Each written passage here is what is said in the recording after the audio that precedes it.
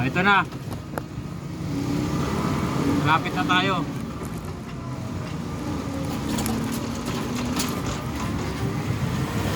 Baka 600 lang tayo doon. Masaya na tayo doon. Yan lang naman yung goal eh. Kumbaga gusto ko lang makilala nila yung siomai. Para sakaling mawala tayo doon, hahanap-hanapin nila, tapos bigla kang babalik, bulusok. Ang tawag doon, micro strategy. Di ba micro? Ibig sabihin ng micro, maliit man yung bumibili, pero may strategy ka, lalaki din yan. At may isa pang meaning nun. Micro means, kahit naman maliit yung tinutubo mo, basta madami namang bumibili, kasama na rin yun. So, come on, let's go. Pupunta tayo doon. Ito na.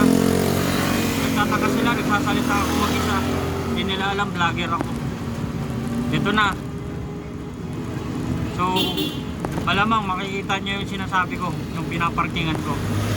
Actually, kapag medyo tumagal na ako dito, talagang kilala na, wala nang uwian to. Steady na. Steady ba? Yan na, kasama ko yung isa kong siomai. Wala yan. Okay lang yan na magkaroon tayo ng healthy competition. Kasi, hindi naman natin kasi alam kung ano yung prioridad ng Diyos sa atin. Kung talagang bisika tayo o hindi, walang problema. Ang importante, na kapag paligaya tayo ng mga tao na nagugutom, di ba? Yun lang naman yung goal natin eh.